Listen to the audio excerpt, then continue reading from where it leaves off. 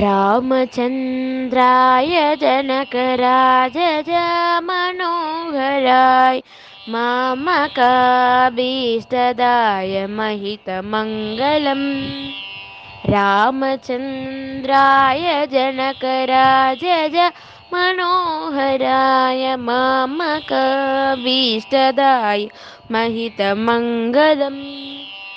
कौसलेशाय मन्दहासदा सपोषणाय वासवादिविनुतसद्वरतमङ्गलम्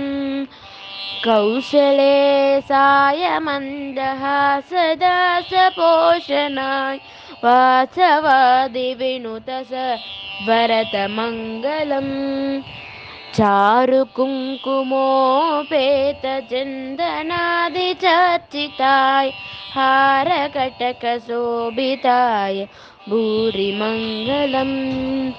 चारुकुङ्कुमोपेतचन्दनादिचर्चिताय हारकटकशोभिताय भूरिमङ्गलम्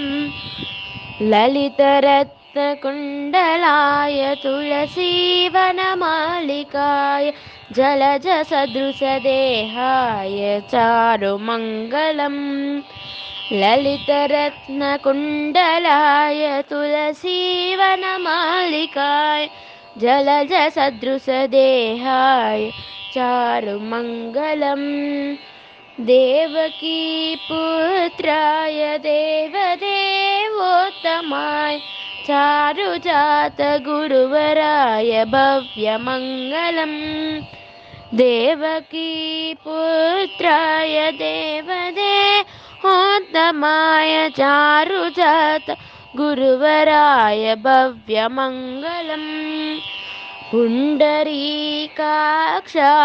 पूर्णचन्द्राननाय अण्डजातवाहनाय अतुलमङ्गलम् पुण्डरीकाक्षाय पूर्णचन्द्राननाय अण्डजातवाहनाय अतुलमङ्गलम् विमलरूपाय विविधवेदान्त वेद्याय सुजनचित्तकामिताय सुभगमङ्गलम् विमलरूपाय विविधवेदान्तवेद्याय सुजनचित्तकामिताय सुभगमङ्गलम्